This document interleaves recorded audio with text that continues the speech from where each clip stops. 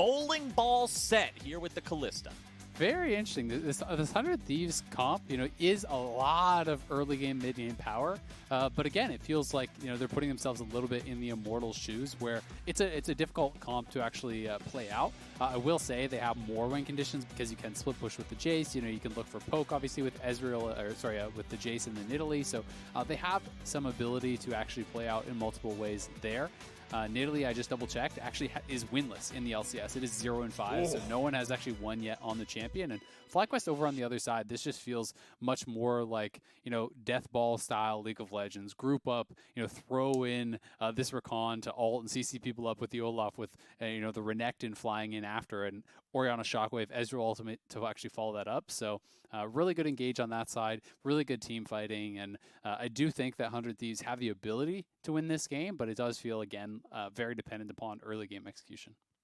And I'm going to levy the same complaint against their composition that I levied against Immortals last time.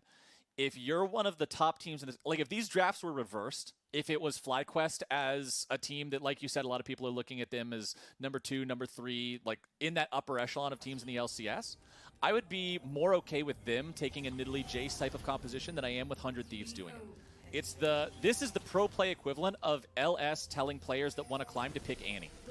Because you need to play something with simple, straightforward execution. And this isn't flame, this is facts. If you're low Maybe in it's the standings, some flame, It's not, well, it's only flame because Annie uses fire. That's educational. It's lower flame. It's the end of the day, what I'm saying, Isaac, is that if you're at 2 and 6, you're there because there are execution errors, and that execution needs to be made straightforward. And Nidalee is not going to result in a straightforward late-game fight type of composition that is then going to give you the best chance to win. Maybe they can prove me wrong. I said last game, I welcome being proved wrong. I'm not going to repeat all the stuff that I said then. But if they can prove me wrong, I welcome it. We will see. And I will say, to play devil's advocate a bit, I largely do agree with your points, but just to devil's advocate it, if you're saying, hey, we're the worst team, FlyQuest is really consistent, FlyQuest is really good at late game team fights, we will lose if we get there, let's all in on early game, right? And I can respect that if that is the idea here. Go Kalista, go Sett. Nidalee, is a really fast, good counter jungler early on in the game. Jayce should be winning up on that top side in the 1v1. Try to just slam lanes, even Syndra against the Orianna, and maybe that's the idea. So we'll see if they're going to be able to execute it. And also, the other caveat is the difference between this, also in the Immortals comp, is that they can actually split push, right? So there's more than just team fighting to win this game because you do have the Jayce. So interested to see how they can pull this off. And mid lane gank here from Contractz. Contractz shows up with the Nidalee, gets some red buff auto attacks into the damage going through, and first blood over to 100 Thieves, making it happen. Really well done. He's got to get out of there though. Santorin does know he's around here. TP also coming in from PowerOfEvil, hasting back into the fight, but FlyQuest with some really poor choices early on in this game. They give away a second one. Ryoma lets them know that this is fine, as well as a distressed crab. And man, 100 Thieves could not have asked for a better start. Yeah, that is rough. This is just a nice early gank after taking away the enemy red buff. But PowerOfEvil, you need to flash the spear. Once you actually get hit by that spear, you get the additional pounce range. Sure, he flashes the pounce itself, but then the flash follow, very easily done there. And Santorin, yeah, if you can actually catch up to Contractz, you have the TP coming in, that's great. But look at where the TP is, and look at where Santorin is. There's no way for PowerOfEvil to get over there. And by the way, PowerOfEvil was TPing in as a level 1 Orianna. So you were just going way too fast. That just felt like they were really hungry to get a kill back after that early mistake. And, flashing in half HP on that Olaf just isn't it when there's 2 members there from 100 Thieves. Really big early error there from FlyQuest to give away a second kill and spend your mid laner's teleport to do it. We'll see what 100 Thieves can build for themselves off of that unforced error from FlyQuest. We talk a lot about sort of what caused teams to lose in these games. Was it a mistake you made, or was it just the fact that your opponents played better? And oftentimes we do see these unforced errors from teams that honestly they really didn't have any business making. Yeah, the second one I would categorize as, you know, an unforced error. The first one feels like, you know, they put pressure on, you probably wasn't expecting level 2 Nidalee gank, you know, this sort of stuff. So that feels more like, you know, you forced out a mistake due to your early planning, due to the level 1 invade. You know, they had the Sett was starting with Sweeper to actually sweep out the ward so that you couldn't tell if Nidalee actually was leaving from that red buff area or going to gank after taking it. So there was some preparation there from 100 Thieves, which I actually really do like. I think when you're going to go for these early game style picks and you're going to have a more powerful level 1, you want to commit to that. You want to be looking for edges where you can get them, and this is back-to-back games where we've seen, you know, level 1 invades actually work out very well for this team that has kind of more of a commitment towards the early game. So credit to 100 Thieves, and we'll see if they can kind of keep this rolling, because Contractz, the 2 early kills, you know, when you get to that Runic Echoes early on as Nidalee, your burst is really, really nice.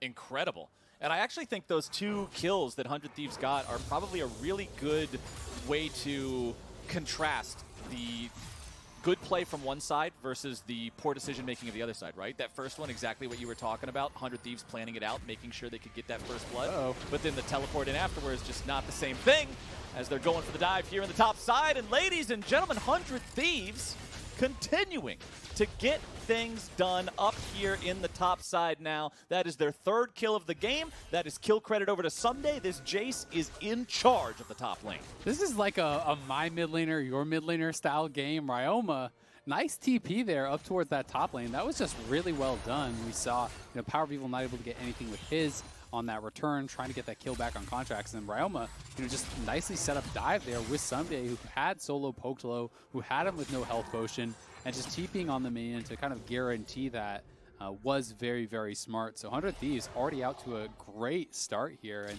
if Jayce gets too far ahead of the Renekton, it can get pretty brutal for that Renekton, because your all-in potential when you are playing against that phase rush Jayce is greatly reduced, unless you're, you know, really, really strong. FlyQuest now have to find a way to stop this bleeding and get themselves back into the game. Contractz not bothering to clear out that ward he's getting on top of. It's already disabled. Ryoma stepping forward, looking for the burst. Spear coming in, but PowerOfEvil stepping out of the way, will stay alive. Santorin still hovering around this mid lane. Contractz getting a little bit of damage down onto him, using the red smite there to make sure the auto attacks can find some extra. And now, with the enemy jungler pushed back, with the enemy mid laner not doing so hot, 100 Thieves recognizes they have control over the bottom river.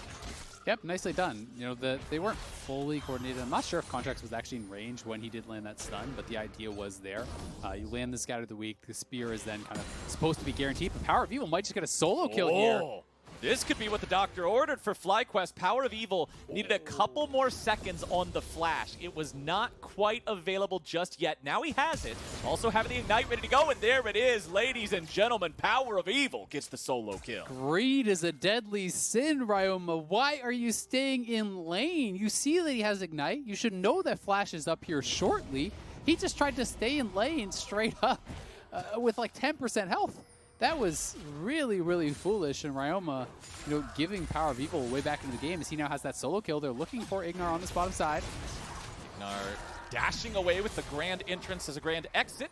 Gets to safety, loses half his HP, and yeah, the mistake from Ryoma there in the mid lane, providing PowerOfEvil the chance to catch back up. The CS between these mid laners now even. Ryoma's got the 3 assists, but the 1 kill on PowerOfEvil is going to catch that gold up very nicely between the two. Contractz and Poome seizing the opportunity to go after this first Drake here, and they'll secure that one with no contest coming out from FlyQuest. With the second Drake, you can see the symbol on the wall there indicating it'll be Mountain. That means we get either Infernal Soul or Ocean Soul again this game. Yep, and that's just one of those plays that you just don't want to see happen. Solo, though, maybe he can chase down and he will be able to get out. It's just greed, right? It's plain and simple. That's something that, honestly, I get caught doing a lot in solo queue. You stay around for the extra wave. You're like, well, just one more wave, man. I can probably push it out, or I almost have my buy. You know, I'm sure I'm fine here at 20%. You know you're not. You need to accept it. You need to give up the minions in base, and Ryoma makes the classic error. I always do that too. You go into the enemy jungle trying to steal a camp. The solo tries to go for the solo kill, but now it's going to be Contractz and IgNar both moving themselves up into this fight. Shockwave not going to be accelerated to find its way onto IgNar as Santorin pushes forward, but Poome has now joined the fight. No level 6 here on the Sett. Does try to use the face breaker, but won't grab the stun. Spear won't find a target either. Solo dashing back over the wall. Ryoma grabbing some CC onto the enemy jungler, but Santorin popping the ulti to get himself away. Shock Blast going to find a little bit of damage. There's so many health bars taking so much damage, but none of it has managed to focus one person down hard enough to mean a kill for either side. This is pretty insane. Nice skirmishing here. 100 Thieves really committing to this early aggression. You know, Poome was there to actually match the roam from IgNar, and Contractz. Oh, we're not done yet, ladies and gentlemen, and Contractz will be pop. PowerOfEvil showing the power of Orianna as Poome is taking a lot of damage here in the 2v2, following things up. Popping the Haymaker to get the shield, down to 1 auto attack range for death, but he will walk away. PowerOfEvil gets another kill, and that one is the shutdown. So despite the early gank going the way of 100 Thieves, killing off PowerOfEvil, and PowerOfEvil honestly making the mistake, you know, not flashing that spear, he is right back in it. It's just a great flash stun there from Solo. Yes, Contractz is ahead, but he's still incredibly squishy, and the flash stun there from the Renekton into the Shockwave was very, very well done. This was kind of a back and forth fight, and it did feel like 100 Thieves had the best of it. But Ssumday is going back to top lane. Ryoma is actually going back to mid lane here. You know, they're not really fully together anymore, and that's when you have to back off. And FlyQuest just come on in and take advantage of that. Flash W, Shockwave comboed off that, no way to actually dodge out, and Poome was very lucky that he even escaped with his life. I criticized PowerOfEvil at level 1, and I've got to give him props for everything since then. Getting back into the game, keeping a level head, making sure he's still going to be relevant, and popping off now on this Summoner Spellbook Orianna. You can see him now equipping the Ghost, ready to go to get into the team fights with a different mobility spell, with the flash still on cooldown there. As the next Drake will be spawning in 2 minutes, with the Herald also gone. Nothing really to fight over now for these two squads. Plenty of time left for Santorin to summon that up whenever he wants to. He'll pretty much have the full remaining duration of turret plates to drop that Shelly. The last game, we saw Immortals get absolutely no value out of the first Rift Herald. They dropped it and it was killed before it was able to get the charge off. So hopefully for the side of FlyQuest, they will find more success than what Immortals did in our previous matchup, as 100 Thieves are looking for a potential opportunity onto PowerOfEvil, but he senses something's wrong. See, he's not falling for the greedy trap. He's not walking up thinking, maybe I could get a plate or something. You know, there's a little bit of extra gold up there. Now, PowerOfEvil, he knows better. Yep, bot lane missing, jungle MIA, time to get out of there. And Ssumday, he's like a really strong up on this top side. Almost has his Black Cleaver, double Dorans. He just took a plate there, so may actually have Black Cleaver gold at this point, very far ahead of Solo. And Ssumday is going to be one of those win conditions. We'll see if Contractz can continue to actually try to push him ahead. It does feel like their strongest member right now, and they should be able to actually win those 2v2s up on the top side if they can execute correctly. Ssumday could be so scary if he keeps this pace up moving forward. I like the Black Cleaver choice just to make sure he has the bigger health pool, so when Solo tries to go for the all-in, he just doesn't automatically get the best of him there. And you can see that trade looked scary at the start, but Ssumday sticking around after Solo had already used his entire combo, making sure things even out. Yeah, and that's really kind of the terrifying thing about these Jayce players, you know, who do play phase rush, is you can go in as a melee champion and you win the upfront trade, especially with Renekton. You know, you have that stun. He's not fighting back. But then as you try to actually retreat out, he procs phase rush, and he can sometimes just chase you down and put so much damage onto you that, you know, you either lose the trade very heavily or even just straight up lose your life. And here FlyQuest moving over to that middle lane, just going to drop the Herald here to try to give some gold to PowerOfEvil. Santorin got out of there immediately, and they're also using this to try to actually contest this dragon, because 100 Thieves did get the first one. They want to continue snowballing these dragons, utilizing their early power. They have Kalista, so they have that objective secure, and FlyQuest is trying to contest this. Good job by Contractz and Poome moving up into the river as that Rift Herald was summoned to make sure that FlyQuest didn't get the control they wanted by using it. And now 100 Thieves are setting up wards, they're setting up traps, they're trying to control this entire area and make sure they can keep that stacking going. They still have a 1,500 gold lead here 13 minutes in. They still should have the edge in this fight. Teleport's available for both top laners, and they are both heading back up into that top side. Sometimes you'll see somebody try to path down here earlier. Cody Sun going to face check IgNar, who uses the ulti into the knockup. They're finding so much damage. damage, but Cody Sun fail flashing, and that should be surely a kill here. FlyQuest get the kill onto Cody. A misplay from him spells disaster for 100 Thieves, and Santorin goes over to pick up his Drake. And I've got to give a lot of credit to IgNar. I really am starting to feel like the IgNar signature play, is this Rakan? Contractz, don't go for that. Is this sort of play where Ryoma now, he's actually probably just dead. He's TP'd on. See you later. Ryoma in the middle of everybody here as he should be taken down. PowerOfEvil also nearly popped there. Ssumday trying to come in, find some sort of a revenge kill here. But 100 Thieves are in a 3 versus 4, and they won't take it any further. Ah, the classic Syndra flank. worked out about as well as expected. Was a nice attempt, but not gonna result in a kill there for them. But they did actually get a lot of chunk down.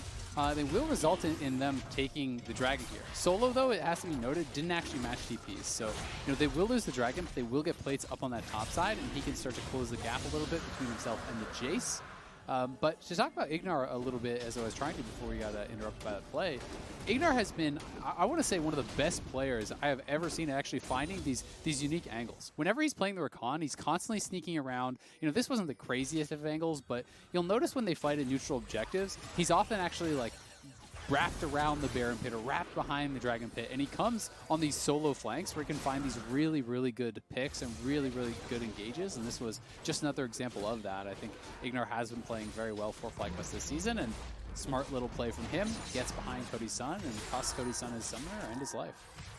Honestly, I feel like this 100 Thieves gold lead was at its best 6 or 7 minutes into the game, and for the past 10 minutes, it's just been slowly shrinking closer and closer back towards that neutral state.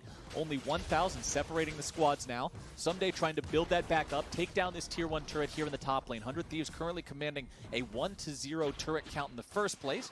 Wanting to get a little bit of extra money in the pockets there. Black Cleaver fully completed for Ssumday. You can see Solo's inventory, despite the fact that their CS is pretty much even.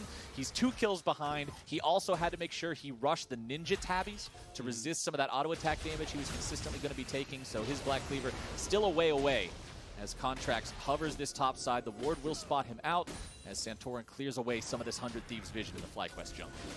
Yep, and although I don't think that 100 Thieves are in as good of a position as they were actually earlier on, they did get those 2 dragons, and Soul is still in position, right? If you can actually grab that Ocean Soul, it becomes so frustrating to deal with.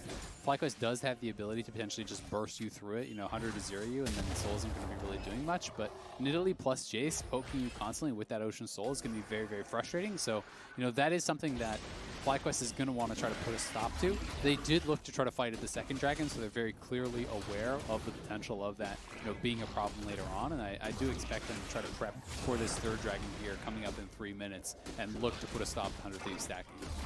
Santorin trying to grab this second herald of the game for the side of FlyQuest. Remember, the first one was used mid lane. They got 2 plates out of it. They tried to use it as a distraction for Drake. 100 Thieves responded appropriately, and it didn't result in, honestly, anything more than those 2 plates. We'll see if they can use it here to make something happen in top or in mid lane. Nobody really focusing on that bottom side, considering the tier 1 turret's already been lost for FlyQuest down there. I don't expect Santorin to hike all the way across the map just to drop Shelly. This top lane tier 1 nearly killed off already. IgNar and Mash with that demolished proc should only need a couple more autos to kill it off, and there we go. FlyQuest getting their first turret of the game. Yep, going to be able to almost even up the gold lead at this point. Just down 500. Ryoma, though, looking for PowerOfEvil. PowerOfEvil trying to get himself away from that Super Soaker. Oh, ELP. Oh, nice shot, Ssumday. Really well done there by Ssumday, cleaning up PowerOfEvil and gets the shutdown. And Ssumday is really, really strong. He has the Black Cleaver. He has the Serrated Dirk on top of that. That Shock Blast also taking about 30% of the health there off of Mash. So very, very threatening. Ryoma almost had enough damage for the solo kill, but did actually miss the Scout of the Week. And that's something where, if he actually just changed the order of his spells a little bit, if he used the Hextech GLP, this slowdown, prior to going for the Scout of the Week, it becomes so much harder to actually dodge that. Instead, he actually spent the stun and then used the slow just kind of for that additional damage. So I do think there was a possibility of Ryoma, with better kind of spell order, actually getting the solo kill. But Ssumday there to make up for that mistake and cleans up the kill. It's actually the smarter play to use the spells in the wrong order because now you get assist money, Isaac. Oh, brilliant. Assist money expands the kill by 50% value. Yeah, they're just maxing out their economic gains by allowing Ssumday to make the highlight play and get that downtown shock blast, as now 100 Thieves are looking to go for that third Drake, really put the pressure on FlyQuest. 45 seconds or so until that next one's going to be spawning, and you can see 100 Thieves. I like this. They're already getting into position into the river. They're not going to show up with 15 seconds to go and then try to force FlyQuest out. They want to set up nice and early and make sure that they can keep up this pressure. They've done a good job at maintaining so far in this game. Shockwave from PowerOfEvil's not going to find the target that it's looking for, and Azael, that's a really big cooldown to not have available for this Drake fight if FlyQuest are still thinking about fighting it. Shelly was summoned up in the mid lane, and okay, she did show up. I was worried this was going to be like in the old school days when the summon time was longer and it just gets interrupted, which is sad. I've still actually never seen it fully get interrupted. And Poome flashing in, quick flash out there by PowerOfEvil. That was a really good reaction from him.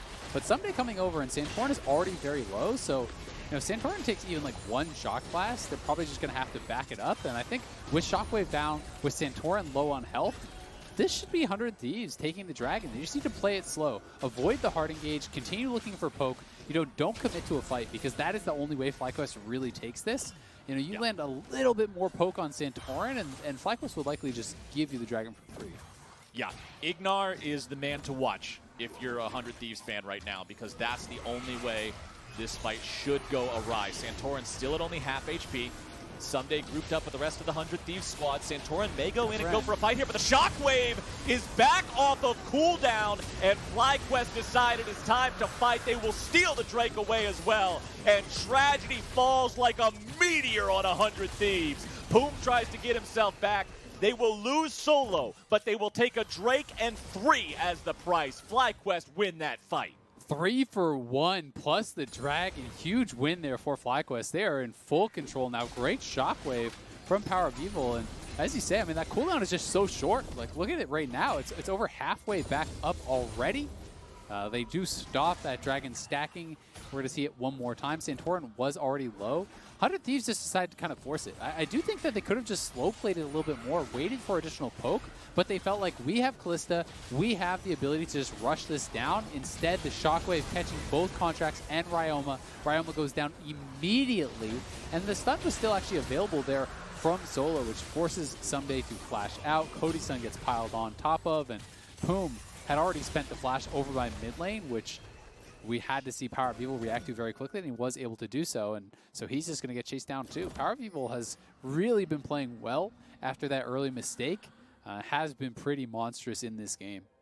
He has been instrumental in keeping FlyQuest where they are right here, and you can see the damage done in the last fight. It was MASH quietly just popping off, despite the fact that the Shockwave started it all. MASH made sure it ended well for FlyQuest, and I guarantee you, 100 Thieves had no idea that Shockwave was ready yet. They were playing around the fact that that ult wasn't there, because otherwise there's no way PowerOfEvil would have been able to get that Shockwave the way he did. But for FlyQuest, that's such a huge win. Rabadon's death cap, locked and loaded for PowerOfEvil, along with the fully evolved Seraph's Embrace. These Shockwaves are going to just completely eviscerate 100 Thieves' health bars. Look at this team. The tankiest person is a support Sett. Yeah, it's very, very difficult, right? And he's not even going to be building any MR. Contractz has moved towards this kind of pseudo-supportive style of build.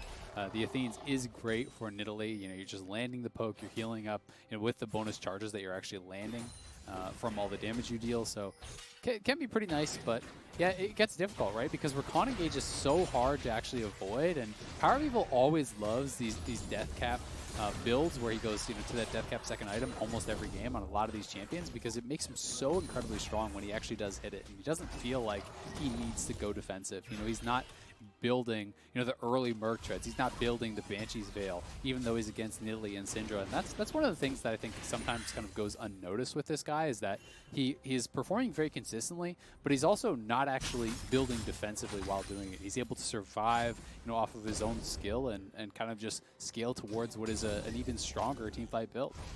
That's Chad Orianna if I've ever seen one. I support this kind of gameplay. There's no reason to build defensively if all your opponents are dead. You can't take any damage.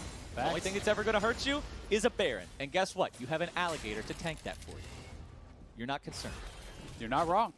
But FlyQuest is now sitting in a spot where the gold is less than 1,000 apart, where 100 Thieves might try to set some sort of a trap down here for Solo, but he seems pretty content to recognize that, hey, he's been the sacrificial lamb this game. It's time to just farm up, not risk anything. Especially when he walks up right there, he can see that the Krugs are still just chilling there. Like, there's not really any reason to mess with that. So FlyQuest will now continue trying to just keep this game in an even enough state, farm up. There's nothing to really fight for right now. Nobody's feeling confident enough in their current strength to want to force a Baron play. Cody Sun getting himself away from IgNar, using the Blade of the Ruined King active.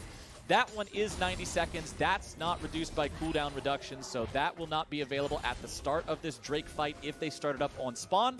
And Azael, we're still just 60 seconds away from another Drake fight as Ryoma, he's not where he needs to be. Mash goes on a killing spree, and Ryoma will be alive in time for this Drake, but getting that pick on the 100 Thieves mid laner, 0 and 4 on this Syndra. Yes, he has assists, but the man is dying an awful lot. Santorin dropping the emotes, and yeah, now IgNar looking again, potentially for Ssumday, but it was IgNar on the flank, right? That is one I will say that they maybe should have known about, because he actually tried to go on Cody Sun, and Cody Sun was over by that red buff, so you had to know that IgNar could have been there. Ssumday getting very aggressive. The Poome is on the flank. Mash trying to get himself away, but Ssumday is able to bring down the hammer, and now PowerOfEvil is going to feel the power of Cody Sun. Look at the damage flying out through these spears, as IgNar should likely die here. The solo kill coming out from Ssumday as well. Ryoma's doesn't have the flash to go over the wall and chase him. Ryoma coming in from behind.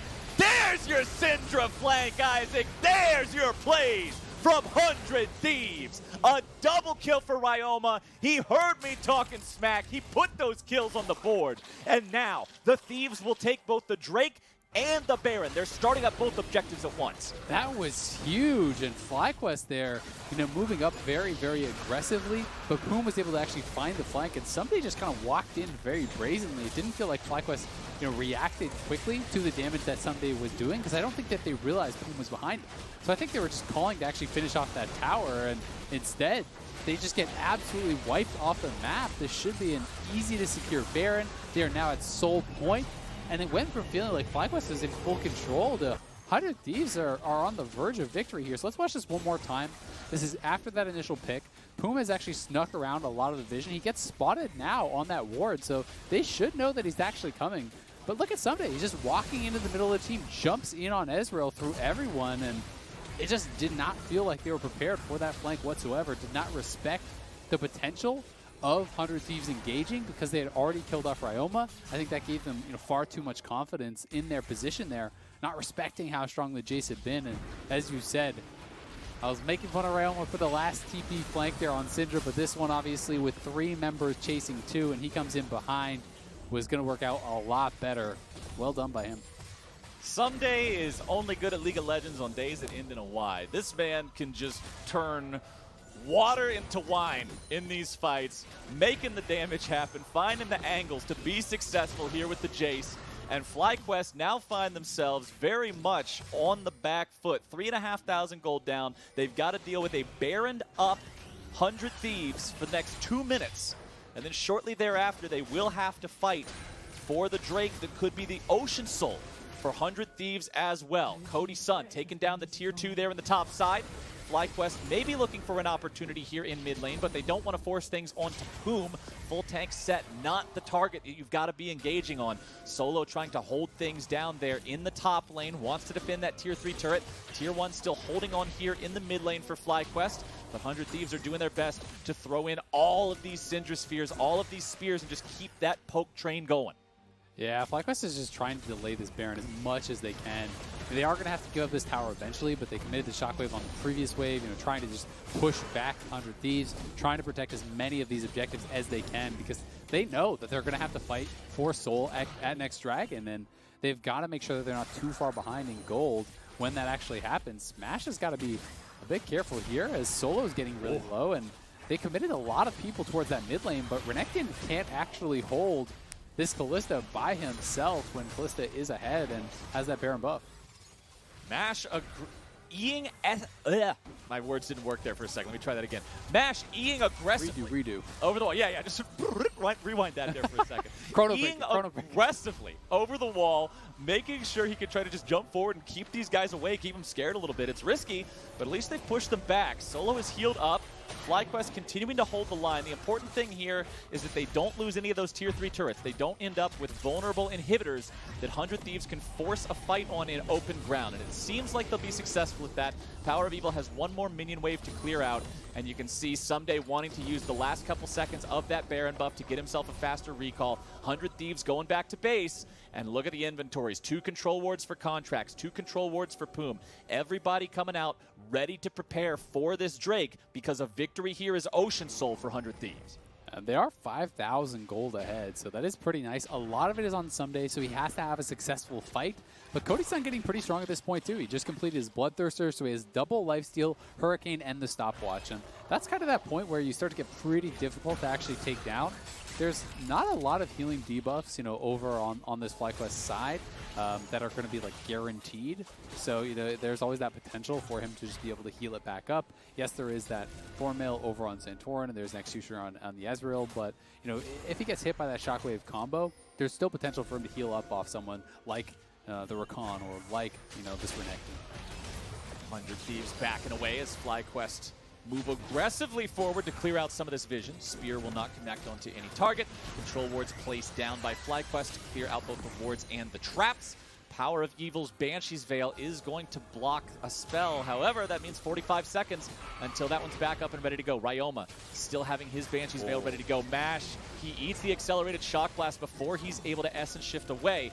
And now with Cody Sun and Poome controlling the bottom side river, 100 Thieves are feeling in control right now. That mistake from FlyQuest in the mid lane that gave away the Drake, that gave away the Baron, has just flipped this game upside down from where it was. And Cody Sun nearly finding the kill onto IgNar. With their big initiation mechanism down to 300 HP, FlyQuest are seriously feeling the hurt right now. They have got to find some sort of a crazy angle to take this fight from, because if IgNar gets hit by anything, he is just going to collapse. Cody Sun starting up the Drake. Remember, this is Kalista. He doesn't need the jungler nearby to smite secure it. He's got the Rend. Santorin's hanging out, wants to be able to contest this one, wants to be able to steal it away. Here we go, ladies and gentlemen, initiation coming in from FlyQuest. Ocean Drake's going to reset, and FlyQuest are able to find themselves one kill, but now they're going to lose PowerOfEvil. They're going to throw Poome right back into the fight. It's a double kill over to Cody. It's Solo barely getting himself away from downtown. 3 points for Ssumday, and 100 Thieves are looking to secure the soul. Cody Sun's got it done, and ladies and gentlemen, it is all looking good for the boys in red. The PowerOfEvil just got caught there. As they engaged forward, it didn't look like he was actually able to connect with the rest of his team to follow up on that shockwave, so they didn't have quite enough damage to take down the rest of that 100 Thieves squad. And as they slipped away, so much healing from lifesteal from Cody Sun, so much healing even out of this Nidalee, they now have that Ocean Soul, and 100 Thieves are in such a good spot. But a lot of credit really deserved by Cody Sun for actually sussing out where IgNar was going to be flanking from. That's something that I was talking about earlier in the game, how good he is at finding these different angles, these locations that you don't necessarily expect the Rakan to be. And he's been doing that all season long. And this time, Cody Sun went hunting because they saw everyone else on FlyQuest. So you can face check the Rakan if it's just the Rakan. And he actually went and found him in the tri-brush, chunked him out. And as a result, that was a lot more difficult of a fight for FlyQuest. 100 Thieves now looking for their second Baron of the game. With a 5,000 gold lead and an Ocean Soul edge, they have to know how far ahead they are. Santorin trying to step up here, throw some axes into the brush to clear and move forward. PowerOfEvil is about to get killed in 3 auto attacks from Ssumday, but the CC shows up. PowerOfEvil still kept alive for a moment, but Cody Sun's going on a rampage. Ssumday's at 25%, but he is still trucking. Using the hammer to knock Solo away, trying to get himself out, but he will be shut down. Solo stands alone in the middle of 4, and Cody Sun has a triple kill. 100 Thieves now making the call. Baron is not the focus. It's mid lane they're looking for. They could just be going for the end right here on this push. Yeah, there's a long time on these respawns, and not a lot of damage here between Santorin Oh, IgNar, he goes into the Zhonya's trying to keep himself alive. He wants to dash away, but Ryoma's got his number. Santorin, the last man standing. It's a double kill for Ryoma. He was 0-4, and now he's 4-5. He went 4-1 since that big turnaround there in the mid lane. And with everybody's screen on FlyQuest's side seeing black and white, it is nothing but dubs here for 100 Thieves, making the plays happen. They will find their third win of the split at the end of the first round robin, and they will take down FlyQuest. And what a game from Ssumday. This man was an absolute monster.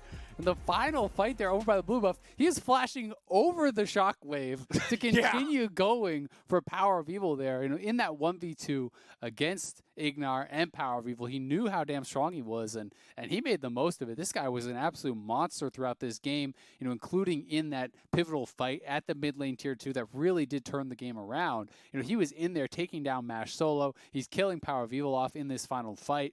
And 100 Thieves find a way to make it work after it did feel like they had let their leads slip, but one massive fight in mid lane got them Soul Point, got them Baron, one more, got them that Ocean Soul, and that's all they needed. That fight in mid lane is the story of the game to me, because FlyQuest was in the driver's seat up until that point. And then 100 Thieves just shows up, and all of a sudden they're playing Grand Theft Auto, ripping them out of the car, taking over themselves, and driving that sucker straight to the enemy nexus. And there's nothing FlyQuest was able to do about it, because they weren't prepared. It's like you said, by the time they reacted, Poome and Ssumday were already in that flank position, and it was too damn little, too damn late. Yeah, it really was. A lot of credit deserved by 100 Thieves. First Nidalee win in the LCS so far this split. Moving to 1-5 now, baby, on the board there for Contractz. She's in there. Yeah, and honestly, they're doing much better since they have actually swapped in this new roster, right? They picked up the win against Dignitas. It was a messy one, but now taking down FlyQuest. This is a team that a lot of people were looking at as a top team. Yes, FlyQuest made mistakes, but also I do think 100 Thieves did a good job of actually forcing out those mistakes, of playing aggressively. You know, even after they made some errors and kind of gave a little bit of the lead back towards FlyQuest, they continued to play towards their win conditions. They were setting up and forcing aggressively around objectives, trying to utilize the early game power that they had actually drafted for, and that's just something that you really love to see out of these teams. And I said that I would be happy to admit if I was wrong. We saw 100 Thieves draft a composition that wins through poke and split push and flanks. They didn't have that same hard engage that FlyQuest did, but hey, that one big flank in the mid lane was more than enough to do it. I guess I should have trusted the Papa. That was my fault. I'll have to remember that one for next time. 100 Thieves pull off the win here against FlyQuest. We're going to take a quick break, but when we return, we will hear from the winning squad before we call it a Friday